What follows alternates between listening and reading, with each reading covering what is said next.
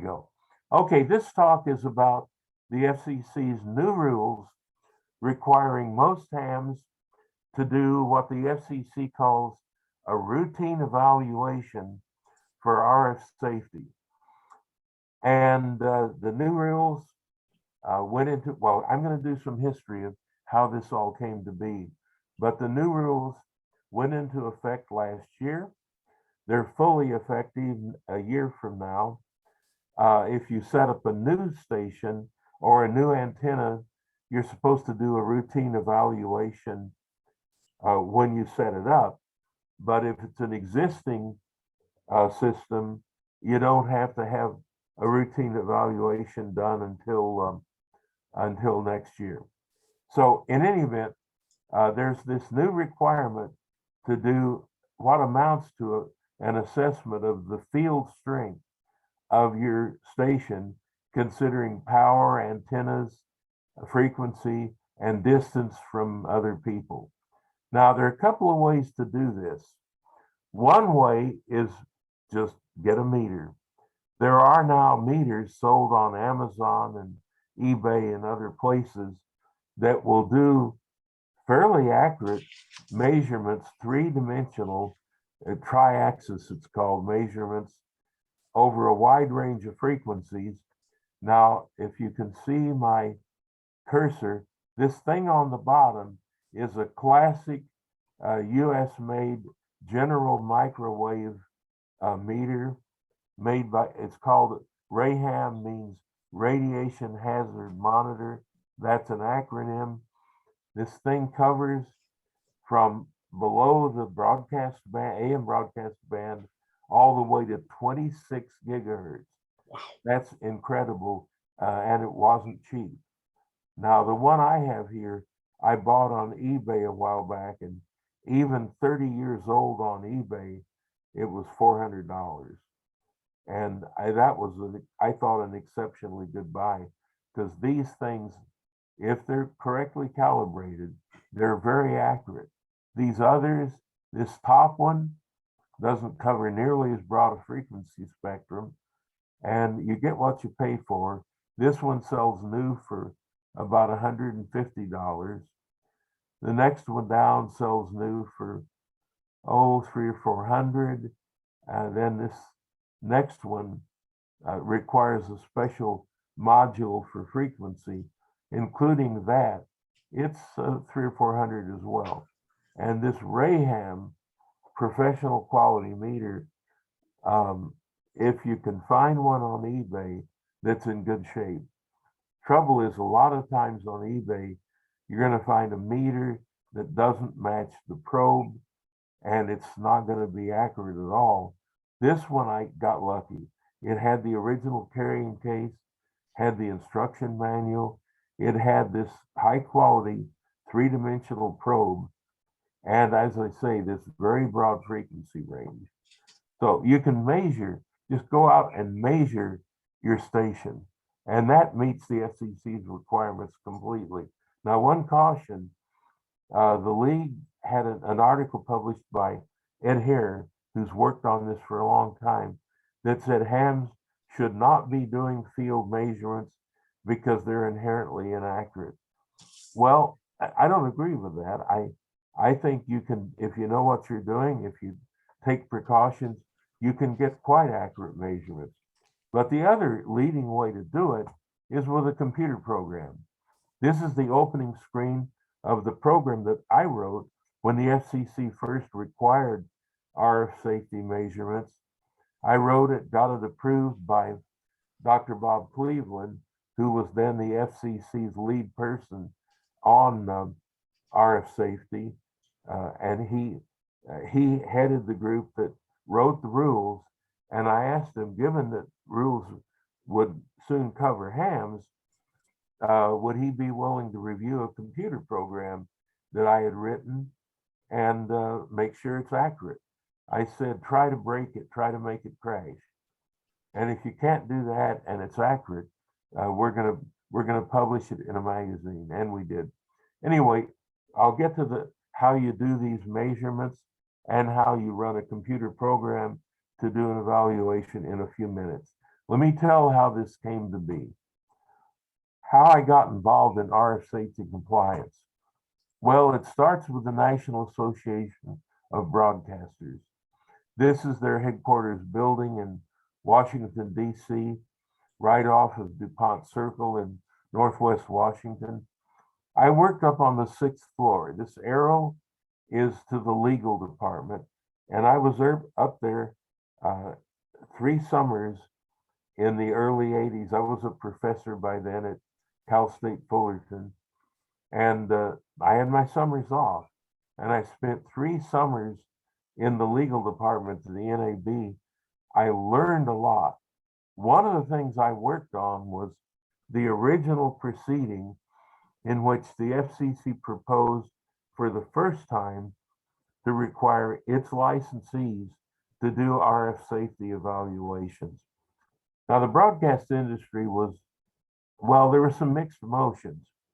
Our board of directors said, you know, this is something we're really probably going to have to do.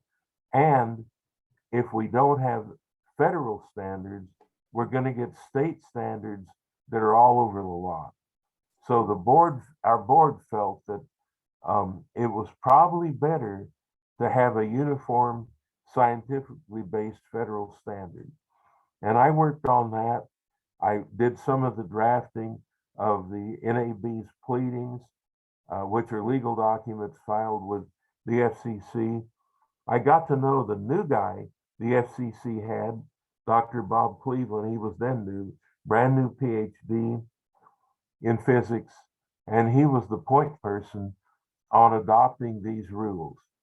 And about the time the rules were adopted, amateur radio got a scare because this article appeared in the LA Times, and we think over 100 other newspapers. It's an Associated Press wire story, and the headline is it did attract attention. Ham radio operators' high cancer rate poses a puzzle. What the article in essence says is this Dr. Sam Millen, who's an epidemiologist at the state of Washington Public Health Department. Epidemiologists have gotten a lot of press lately in connection with COVID, but this was way pre-COVID. And Dr. Millen's research found that hams did have higher than normal mortality rates from leukemia, one kind of lymphoma, and prostate cancer. Statistically significant excesses of those cancers. And it was based on peer-reviewed research, and it caused a lot of concern. Well, I was in those days attending board meetings of the ARRL. I was the Southwestern Division Vice Director, and pretty much the board, right after this story came out, this came out, I think, in early January, we had a board meeting a couple of weeks later, and a lot of the meeting was about, now what do we do? And what the league decided to do was have a committee. The committee already was there, but they reconstituted it and gave it a new mandate. It was called the Bioeffects Committee, officially the Committee on the Biological Effects of RF Energy. And I was asked to be on the committee. Here's the interesting thing. This committee had 5 people, 4 medical doctors and me. So you can be sure 4 doctors and 1 lawyer in a room. We're going to have some interesting discussions. And these doctors were very much concerned. I mean, you couldn't really dismiss Sam Millen's research. A lot of people wanted to, but the truth was, it was peer reviewed, it was getting press, and we needed to address how this affected amateur radio. So we did some things. One of the things is our chairman, Dr. Ivan Schulman, who lived in Los Angeles, wrote an article for QST. This appeared in October '89 in QST. if you have access to the QST archives, which every member does, you can read the article. It was about what Dr. Milham found and the biological effects that he noted and some that he didn't note. So we did this article for QST.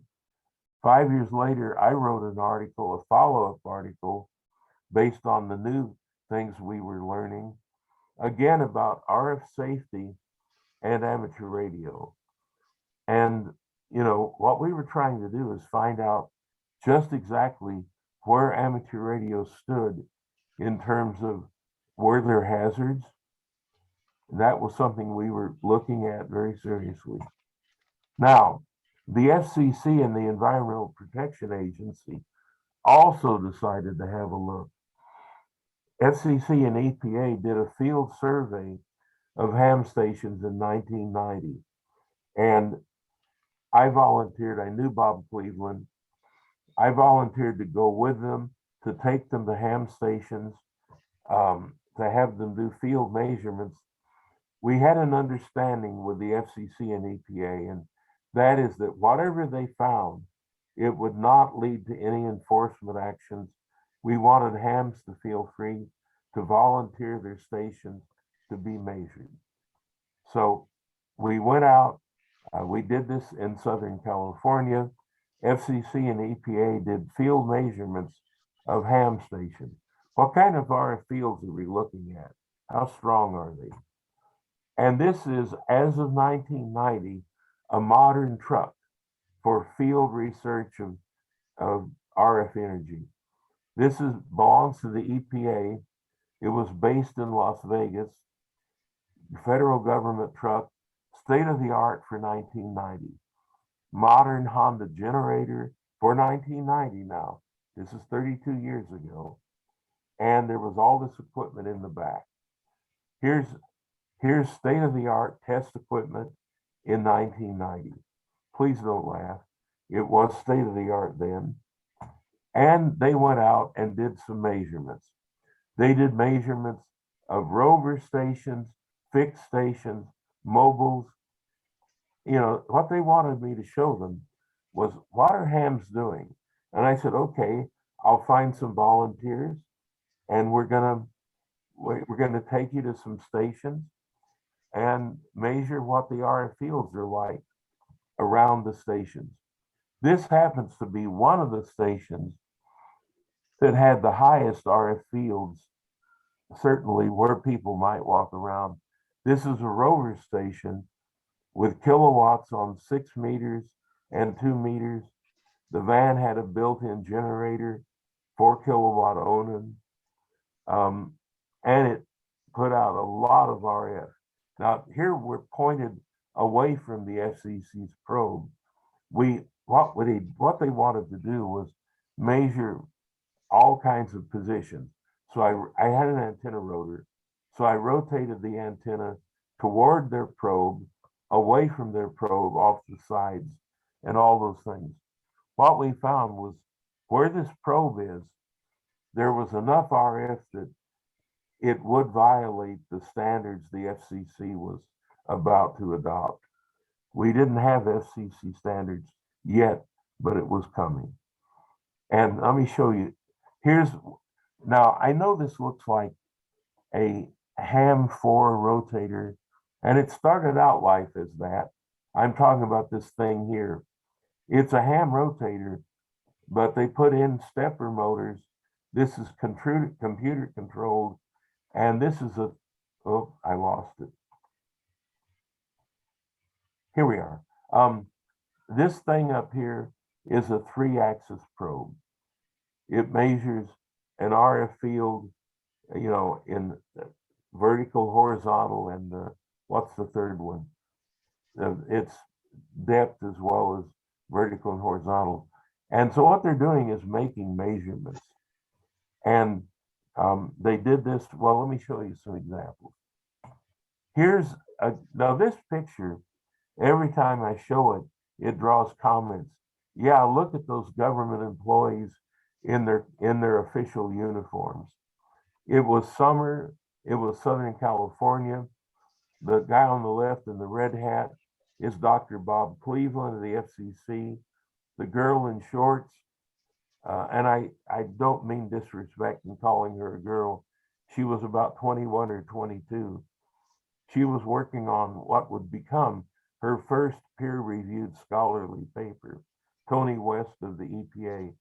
And it didn't start out with her sitting down on the job. What we're measuring, let me get this thing. There's a 19-inch whip. You can't see it. I'll show a picture where you do see it in a minute. And what I did, I told Bob Cleveland, this is something hams do. They might run a brick and amplifier on 2 meters. And so Bob said, show me. So I got in this little car, which was then almost brand new. Don't laugh, times have changed.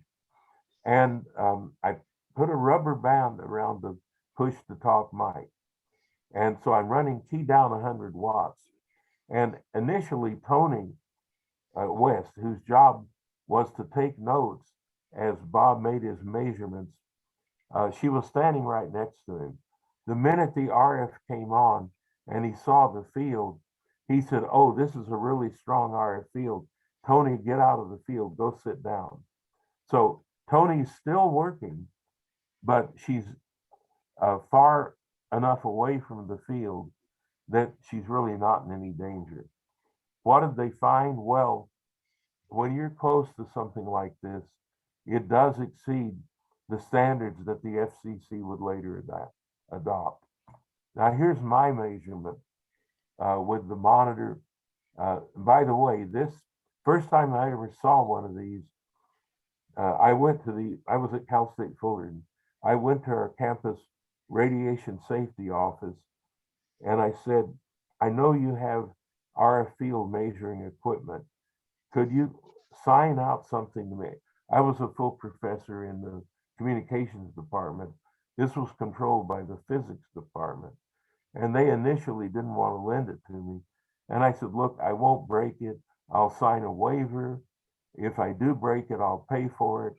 And the guy in physics said, you know how much this thing costs? And I said, I'll sign.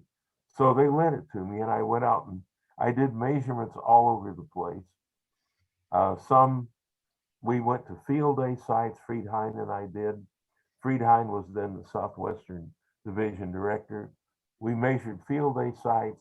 We measured things like this. We measured field fixed antennas. And, so we knew from our own measurements what the FCC was going to find. We knew that there would be some installations that would be over the limits for RF safety, but most hams we knew would not be over the limits. Anyway, this thing, look at this reading. It's over 2 milliwatts per square centimeter. The limit that would be adopted would be 10 times weaker than that. It would be like 0.2 milliwatts at that frequency, 2 meters. It's frequency dependent. It would be, the standard that would be adopted was 0.2 milliwatts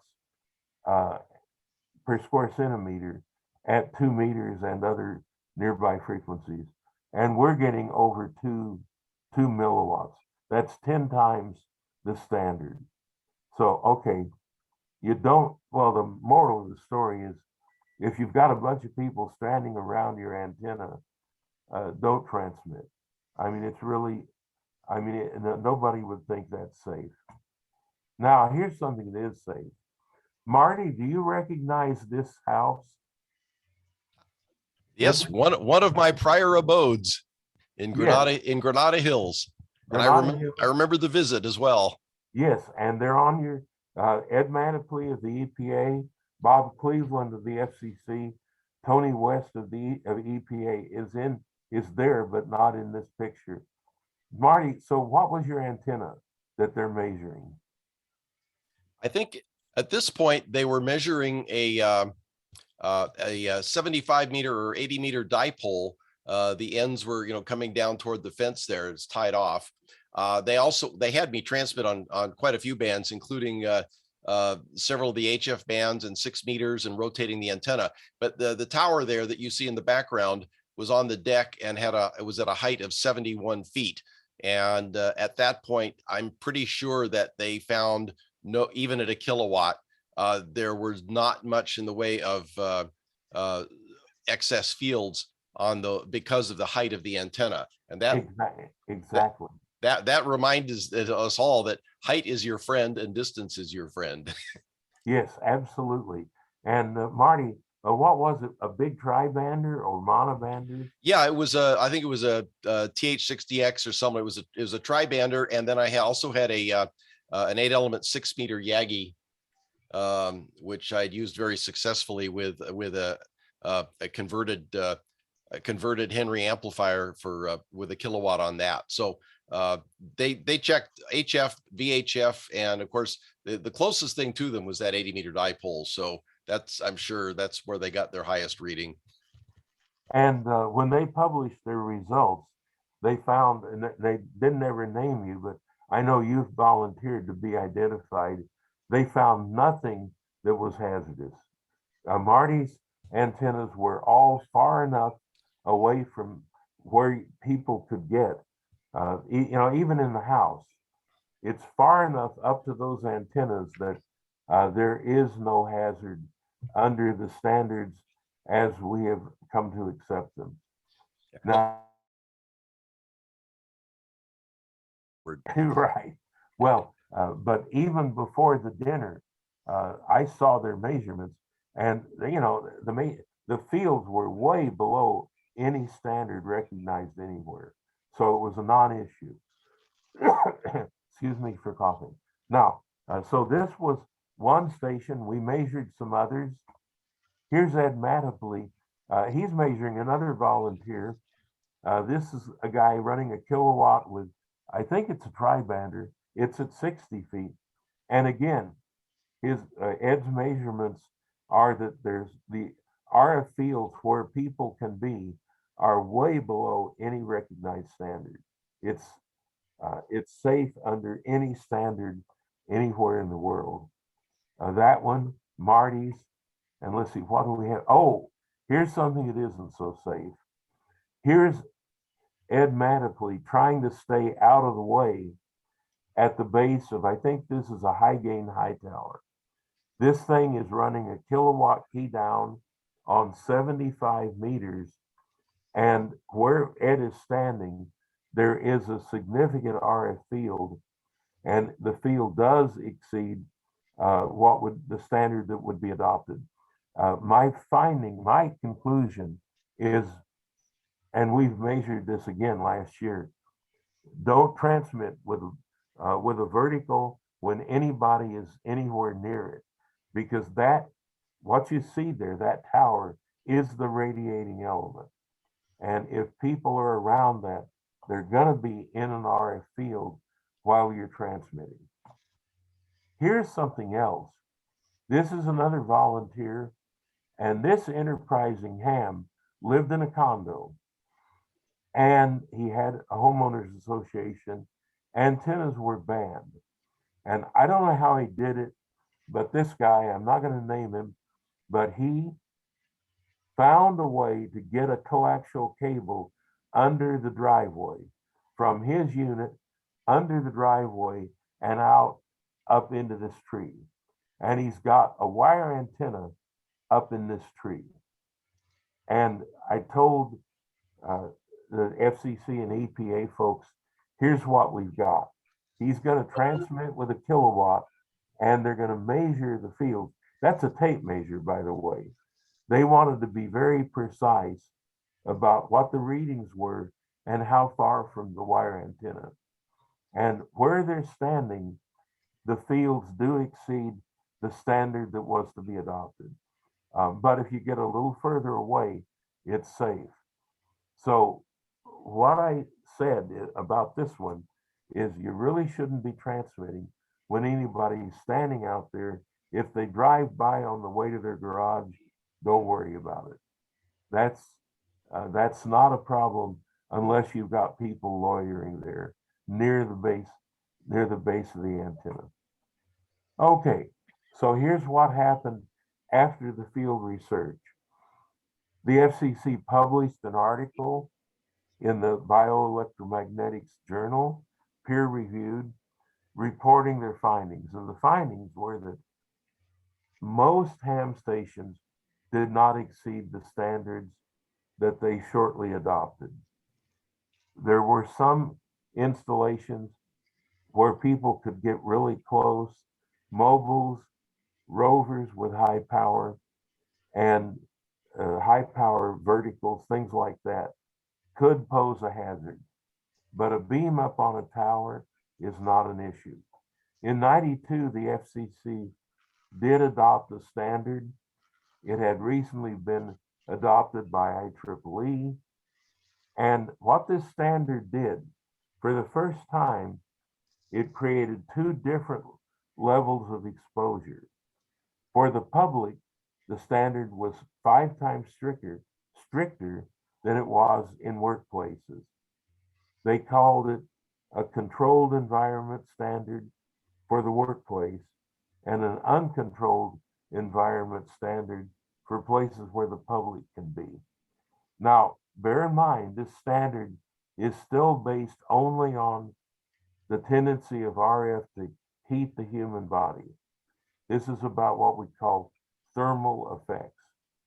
And this is controversial because there are lots of scientific studies now that have found certain hazards with athermal effects, with RF fields weaker than those that can cause body heating. Now, I'm just tracing the FCC's history. In 96, they removed the categorical, hams had been exempt. And the FCC said, now based on what we know today, some ham stations could pose a hazard for RF exposure. So they eliminated the old categorical exemption, but they added a new exemption for low power, mobile, and handheld ham equipment. Now that is no longer true today, but in 96, they had the standard that had a power-based exemption. And what it said was on the lower HF bands, like 160, 80, and 40, you could run up to like 400 and some watts PEP without having to do an evaluation. That was assumed to be exempt, as were push-to-talk mobiles and handhelds.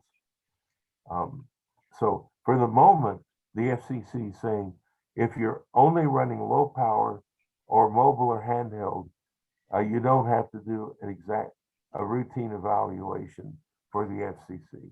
That was 96. That has changed. 2019, the FCC removed the exemption for low power, mobile, and handhelds. Now, when Greg Lappin spoke to this group, he talked about the new exemption, which is based on antenna gain and power. In other words, ERP, effective radiated power, and it's based on frequency and the distance from the antenna to any place where people can be. And it's complicated. And Greg spent his whole hour talking about how to show that you're exempt. And I listened and I thought, well, I don't really, with all respect, I don't agree. I think it's so easy to do a routine evaluation and so hard to show an exemption. I think what hams should do is just do the routine evaluation. Do it with a computer program. It takes all of 5 minutes to do it for each band, for each antenna. Just do it, and then you know you're okay, you're in compliance. And make a printout, save it, put it with your other important documents. But nobody's ever going to ask unless you get into a real fight with a neighbor. Because the truth is, the FCC is not going out to inspect hams for RF safety compliance. The only time they ever would is if you had some very big controversy maybe somebody sued you, something like that. Then you want to have your evaluation on file. But my opinion is you should just do the evaluation. It's easier to do it than to show that you have an exemption. I just, and I'm going to show you in a minute, I'm going to show you how. Okay, the order did not change the standard. The 2019 report and order said we're going to keep the 1992 ANSI standard. It's based on only thermal effects. The FCC was urged by various public health groups to adopt a stricter standard for athermal effects. They declined to do so. So now, here's what's controversial, and I'm just presenting what has happened. I don't want to, we can't solve this controversy tonight.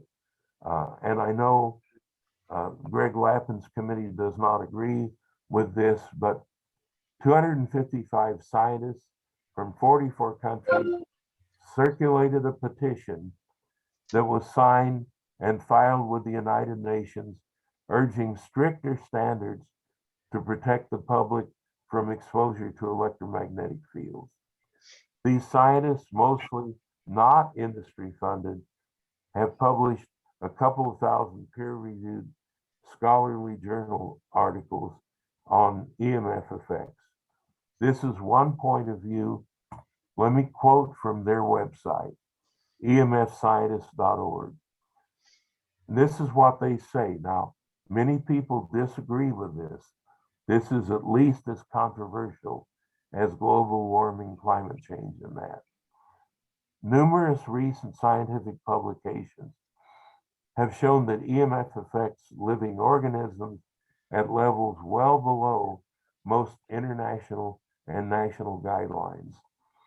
Effects include increased cancer risk, cellular stress, increase in harmful free radicals, genetic damage, structural and functional changes of the reproductive system, learning and memory deficits, neurological disorders, negative impacts on general well-being in humans. This is the point of view of 250 scientists who published peer-reviewed articles. Many others disagree with this point of view. For example, now let me just say this. The EMF standards appeal, the EMF scientists appeal does not recommend a specific standard. Current standards, as I've said, only are to protect from thermal effects like body heating. Athermal levels are a major concern of scientists. There are college textbooks that talk about this as a hazard. There's an international academic body, the Electrobiomagnetic Society, that has addressed this. They have a conference every year where scholarly papers are published. A lot of them have shown effects at lower levels than can cause body heating. Now, this is one point of view, but many government bodies deny that athermal effects pose any health hazard, as do, not surprisingly, corporations that, like cell phone makers.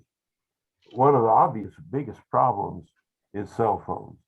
There are 5 billion of them, 5 billion cell phone users out there now.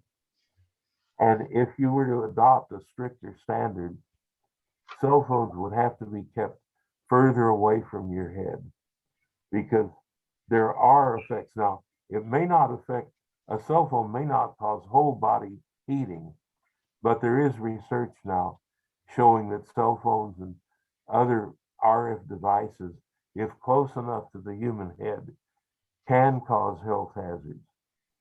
If you were going to have stricter standards, thousands of radio facilities would have to be modified. Hams would have to get their antennas further away from residential areas, and on a vehicle, you couldn't transmit when anybody was nearby. And I think that's just common sense now. If there are a bunch of people standing around your car, don't transmit, certainly not on VHF. Anyway, this is controversial. There's no denying that it is. There are multiple points of view. Popular media are starting to cover it. Here are some books. These books have been on bestseller lists.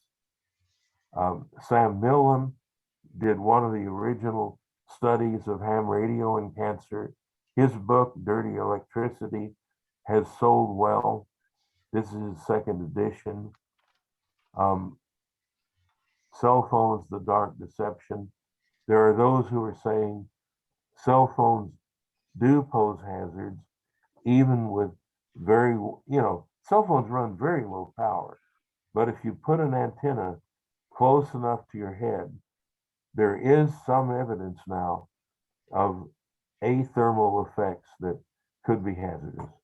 Moving on, 60 hertz. What about power lines? There have been a number of studies showing that high tension power lines are associated with childhood leukemia and some other cancers, some cancers in the workplace. Childhood leukemia, there have been a number of studies that have shown children who live near high tension lines do have higher than normal rates of certain kinds of leukemia. Not all kinds, but some kinds. So there are issues that have been investigated. There are many industry-backed studies that have denied the validity of these findings. This is, as I said, very controversial. But meanwhile, the World Health Organization has now declared that EMFs are a possible carcinogen. It's an issue that I don't think we can ignore. So what's the FCC doing now?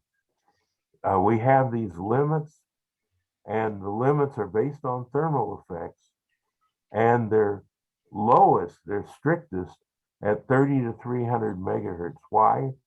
Because the human body, that's where the human body is resident, 30 to 300. So what we know is that the human body absorbs more energy on 6 meters, 2 meters, and 220 than on lower or higher frequencies. So if you're going to worry about thermal effects, heating, then you have to worry about 30 to 300. That may not be true for athermal effects. The standard, I've got this chart I'm going to show you in a minute. The standard is strictest 1 milliwatt averaged over 6 minutes in controlled environments like your house, and uncontrolled environments like your neighbor's house. The strictest standard is 0.2 milliwatts, 5 times stricter, but averaged over 30 minutes. And if you average over 30 minutes, not many hams are going to transmit long enough to exceed that kind of an average. And as I said, your own house, your own property is a controlled environment. The more liberal standard applies. Uncontrolled environments, public places beyond your fence, the uncontrolled environment standard, which is stricter, applies. Now, as I already said, the FCC field survey found that most ham stations are well below these standards. Only a few exceed it. The IEEE adopted this standard in '92. The FCC adopted the bulk of the IEEE standard, setting stricter limits for all FCC licensees. They eliminated the categorical exemption for hams, and now they set a standard. They haven't changed the standard, but they've set rules for exemptions that mean, I think, it's just easier to do an evaluation than to try to worry about finding an exemption. Okay. Originally, as I said, low power ham stations, push to talk mobiles were exempt. Now they're generally not exempt, but routine evaluations are pretty easy to do. The other thing the FCC said was put test questions about RF safety on amateur license exams. Okay, here's the chart. This is in the FCC's official Bulletin 65. Well, you can Google that, by the way. If you look for FCC OET, Office of Engineering and Technology, Bulletin 65, you can download it. It's online. You can print it out. It's like 150 pages. And there's a supplement for ham radio that's also long. You can download it or you can read it online. And this is the chart from the FCC's guidebook, Bulletin 65. And as you can see, let me just highlight this, 30 to 300 megahertz has the strictest standards. 1 milliwatt occupational and in our homes, 0.2 milliwatts in places where the public can be. So that's a graphic illustration.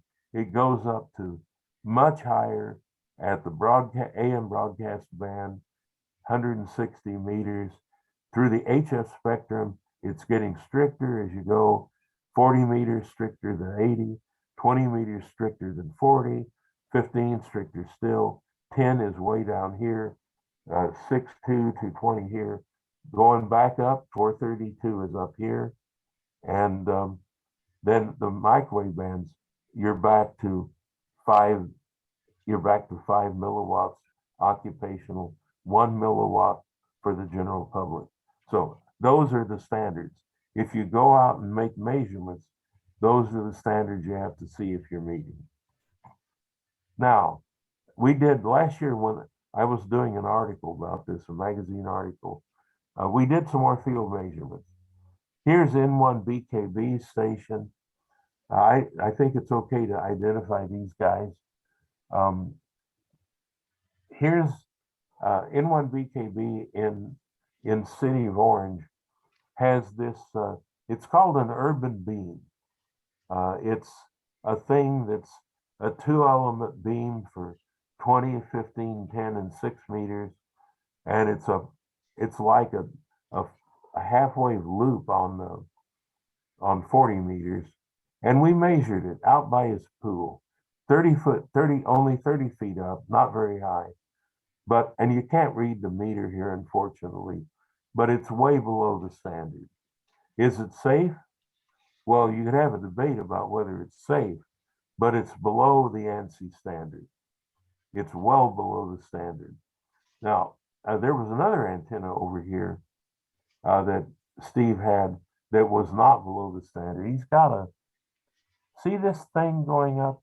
That's a vertical for all the bands from 160 through 10. I mean, this thing works, and he's got radials under his patio for it because he tore it. This is new backyard landscape, new pool. He put radials all over under this vertical. See the vertical here? Thing goes up 43 feet. If you're out in here and he's transmitting with a kilowatt, you don't want to be there because that's going to exceed the standards. And by the way, it's right next to the fence. If your neighbors are having a pool party, you probably don't want to be transmitting with that antenna with a kilowatt. The beam, sure, that's great. But this vertical, because people can be really close to it. If you're having a pool party or your neighbor is, don't transmit with high power on any band, not even 160. Here's another one.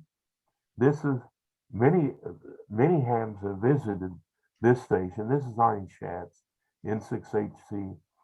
He's a famous host of ham radio meetings. Many people have been to his house. Here's his antenna system. He's got a tri-bander and a 40-meter beam. I think that's a 40.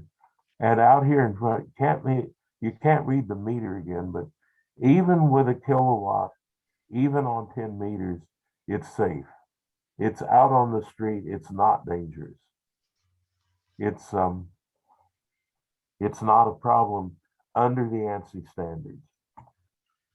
Now, here's something that is an interesting illustration. This is my house before it got a paint job. And here's my tower cranked all the way down. Tower goes up 70 feet. When it's up, there's no problem. But this, if I transmit on 10 meters with a ham station's over here, a second floor back here. If I transmit with a kilowatt on 10 meters with this antenna pointed toward the sidewalk, let me show you what we get. Here's a reading on that Raham meter, and out on the sidewalk, I am at 5 times the safe standard for public exposure at that frequency.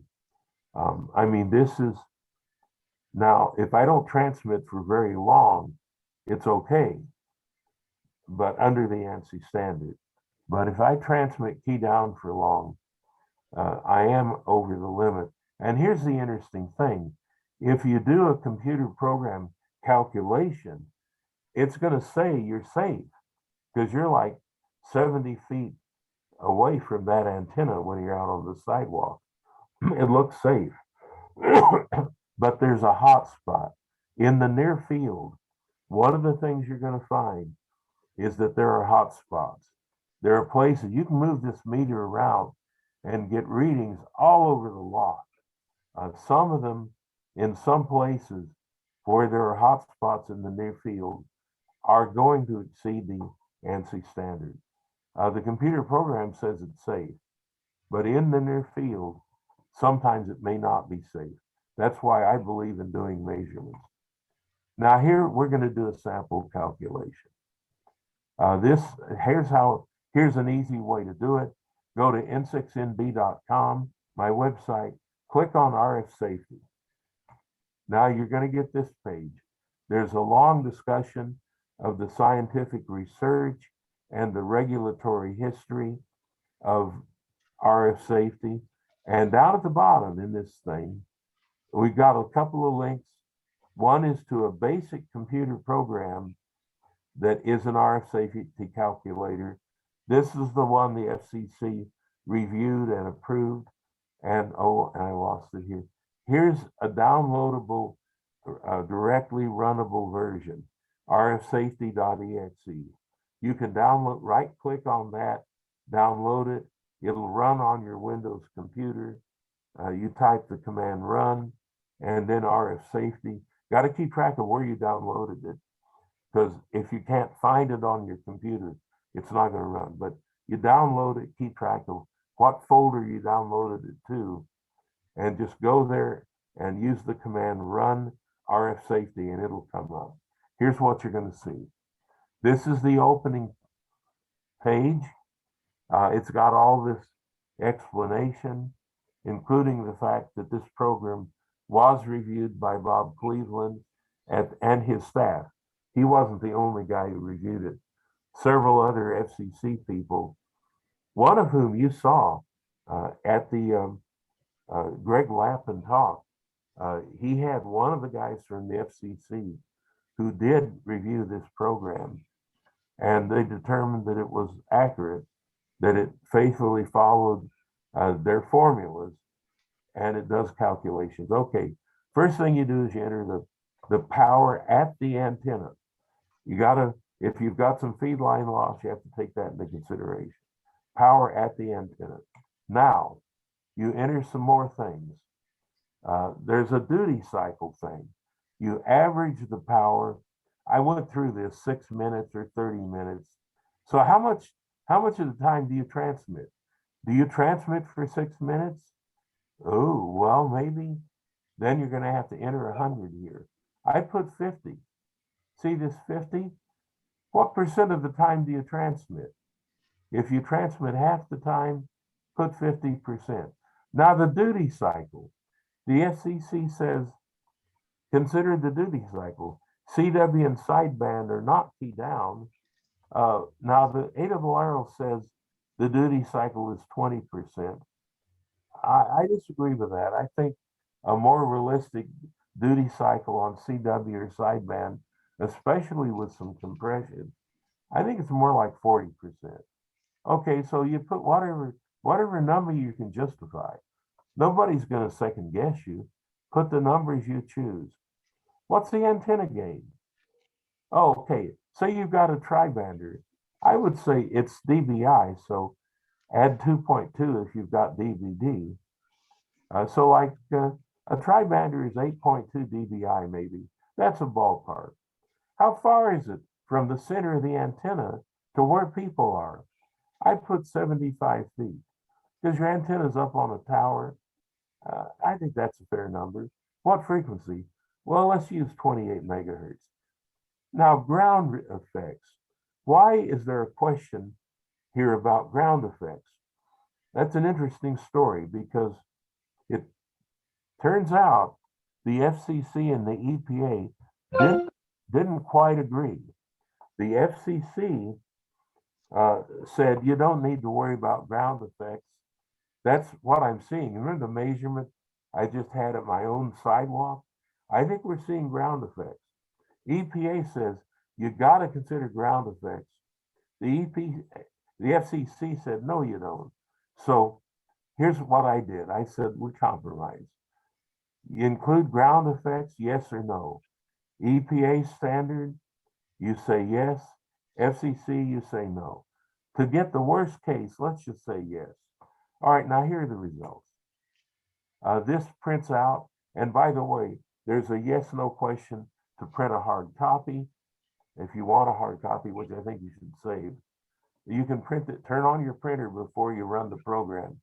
And then you say yes to print, and you'll get a copy of this on your screen and printed. And this puts a date and time stamp up here.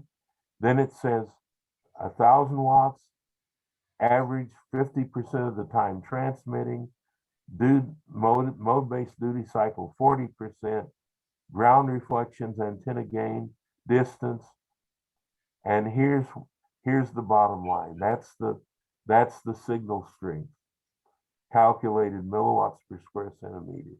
And here's the standard.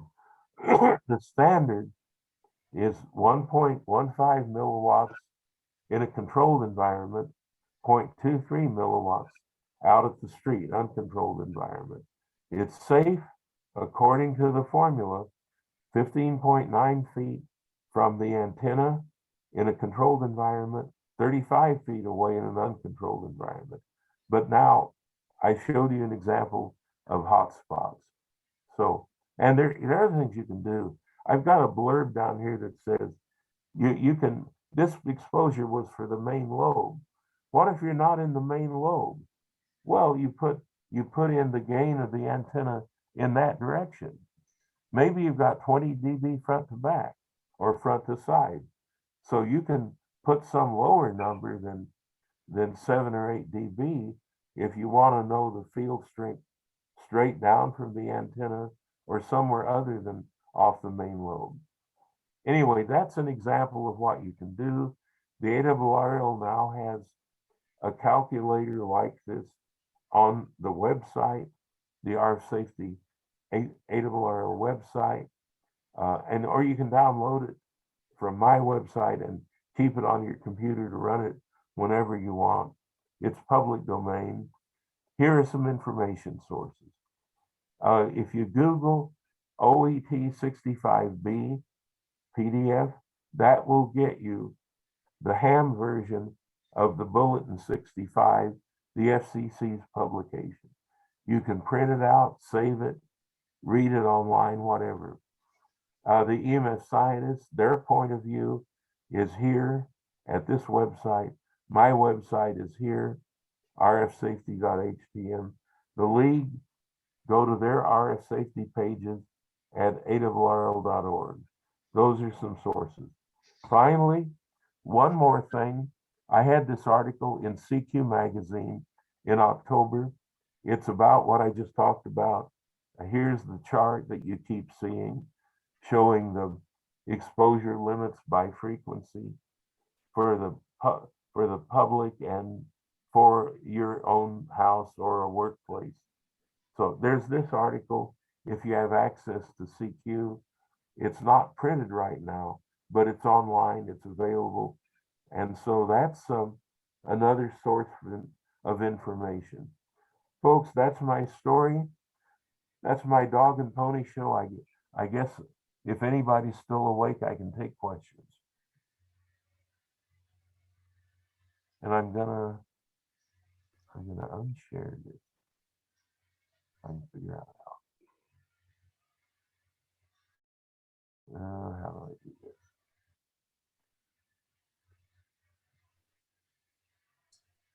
Yeah. Okay. I can't figure out how to turn this off, so stop share in red. Yep. All right, folks. You don't want me bigger than life on the screen, but if anybody has questions, I hope this made some sense. Anybody? Hey, Steve. He's got his hand up there. Hi, Wayne, I want to tell you that I really appreciate the historical overview on this. It was really helpful for me.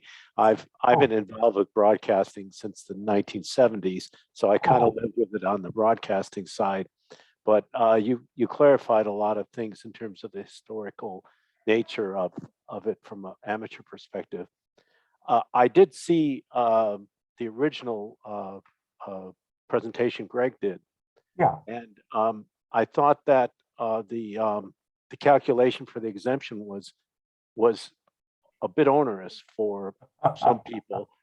And so I created a web page online, a calculator, which people can go to and actually look to see if they qualify for an exemption. And I agree with you that it's almost as easy to do the evaluation as to do the exemption. But I was going to say, if people want to know, if they go to the ka6ugs.com website, there's a calculator there, and it's pretty straightforward to use to see whether an exemption applies. That's a wonderful service, because I listened to Greg's talk, and I said, I've worked with this subject for years, and I don't really understand it. So I'm thankful you did that. So it's there. The other thing I was just going to ask you about, I was not aware of that general microwave meter. I know the new NARDA meters don't really need calibrating anymore, but what's your experience been with that the Raham that you had? Does the calibration pretty well stick over the years on that thing? It changes only a little, and the one that I was using when I showed that hot spot out on the sidewalk with my 10-meter transmitter with the beam pointed toward the sidewalk, but from 70 or 80 feet away. That was the Raham meter that I borrowed from Cal State Fullerton. And they had a practice with all of their lab instruments of getting them calibrated like every 6 months or something. Wow, okay. So that was a reasonably calibrated meter, which meant I looked at that and I said, okay, it's not enough to do the calculations, because there are going to be hot spots, as the Raham meter showed. Yeah, well, that was great. Thank you very much for your presentation. Okay, thank you. Any other questions? Yeah, there's Marty. He's out there. Okay, recognize somebody, Rex. Dan, your call is Rex. Marty? Hello, Marty. It's muted. Yeah. Unmute, Marty. Oh, there we go. There we go. Hello. You're Q5 now. Wayne, appreciate very much your thoroughness in doing this. And of course, you and I have discussed this subject extensively over time. Yeah. We went through the Tillman and Lurkel studies and things like that. So I think the cell phone industry has right to be concerned if this thing really gets the attention it needs. One of the main points you made it, and I think it's really important, is that the nominal or published gain of the antenna actually occurs in both vertical and horizontal axes. And the I'm going to be doing a talk on RF safety for public service events, where you're using VHF and UHF. I did a version of this for Aries prior to the Baker to Vegas, where we're setting up temporary stations. And of course, anytime you're setting up a temporary station, by definition, it's new, and you have to you have to do an evaluation. And I managed to contact the manufacturer for some very popular fixed VHF UHF antennas, verticals that are used for used on on masts, for example, for portable operation, and got the vertical radiation patterns. Usually on an HF antenna, you'll see the vertical radiation pattern as well as the horizontal, but on the VHF UHF verticals, they don't really publish that. But I talked to the engineers, and I got those for like the Comet GP369 and so on. And that allows you to determine the change in gain for example, standing directly under it, which is, for a vertical is, there's a huge drop off.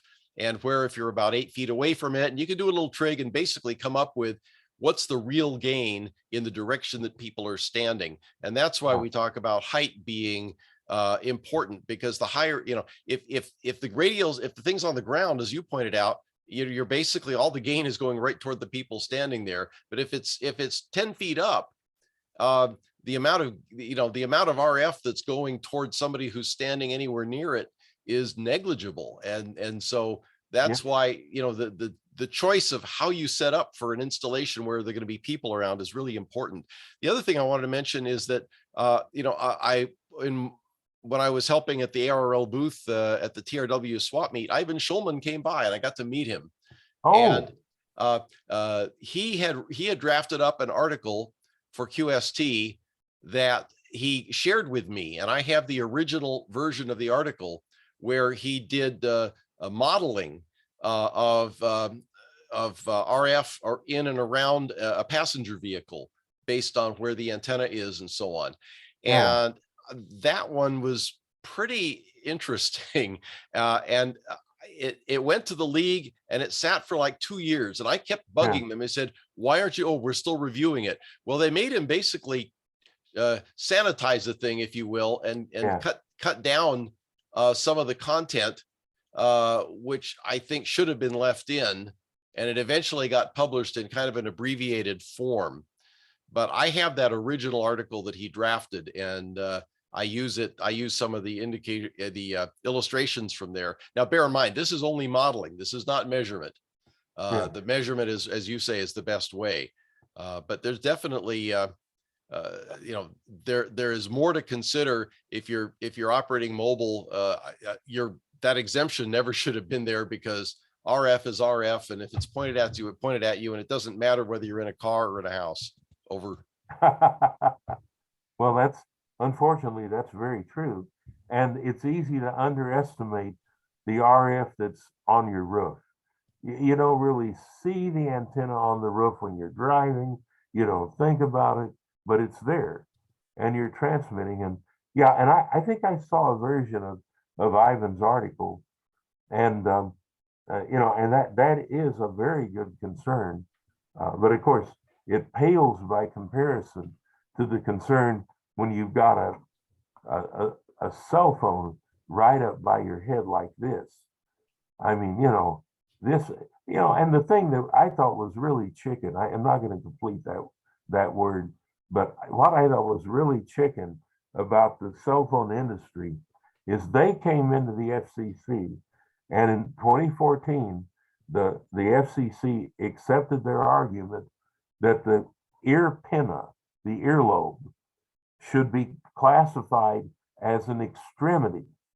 Not like the head is where you're concerned about,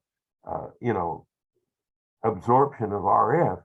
And they got the FCC to agree that the earlobe would have the same standard as your hands and feet. And I thought, boy, that is so self-serving and scientifically unjustified, in my opinion. Anyway, this is a controversial subject.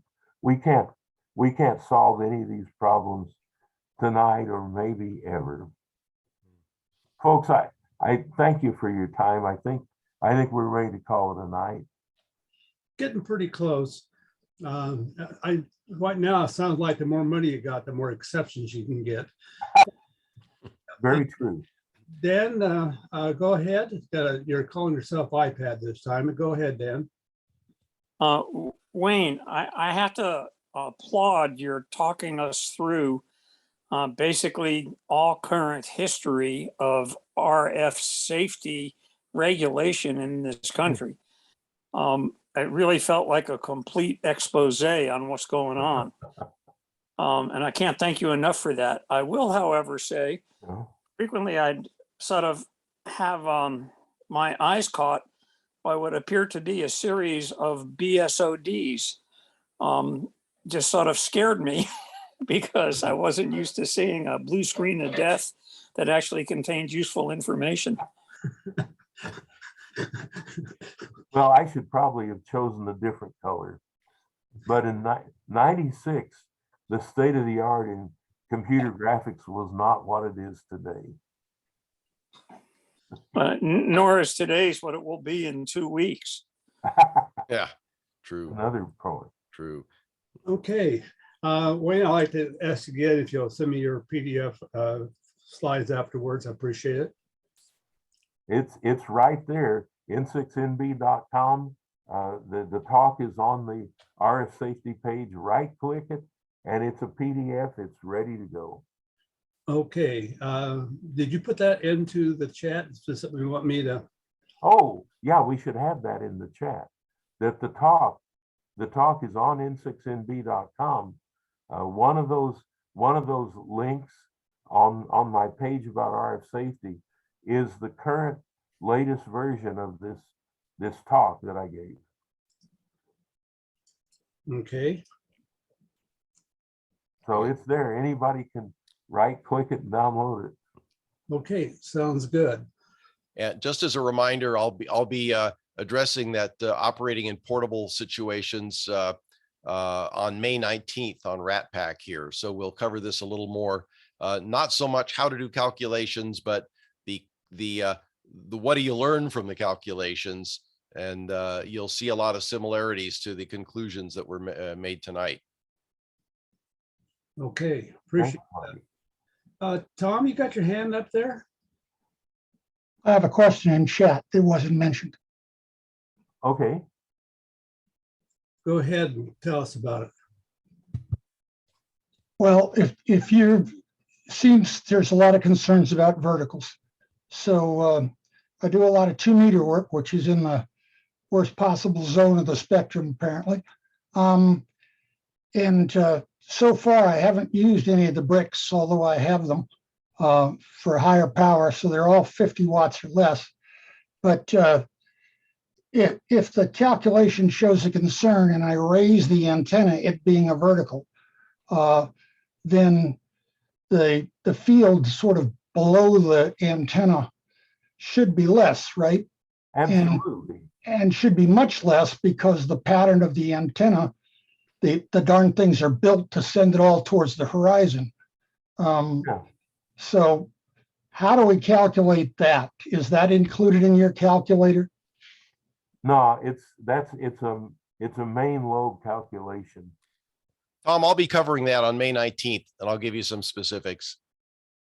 That's great, thanks. Because I already have one piece of aluminum conduit here to get it up higher because it sometimes sets off the smoke detectors, which really displeases my family. But yeah, I've got the stick of aluminum conduit that'll get it up, higher and away from the roof. It'll probably work better too, because now the radio's right on the roof. Okay. Are there any more questions? Any more answers? I was just going to comment that Bert Weiner and Richard Rudman, they're both LA hams. And Richard has a NARDA meter, and we actually measured the RF inside my BMW and around my BMW with an antenna on the roof. And really there's there wasn't really anything inside on 2 meters inside inside the car. It was a very good Faraday shield. And even on the outside, you could be about 3 feet from the antenna and be within the uncontrolled exposure. So I was going to say, and I'm sure Marty will be going into that, sometimes a ground plane that exists for antenna provides a pretty effective shield in terms of RF. Good point. Good point. Are there any more comments? Dennis, you got your hand up. You're talking, but you're muted. I haven't talked yet. I just unmuted. I just wanted to thank Wayne, and it was great to see him. It's been a while, and I really wanted to extend our thanks from myself and from RATPAC for you coming and joining us tonight. This was fantastic, and we got to see Carrie too, which was neat. You'll have to tell her hello from us. We got a chance to see her.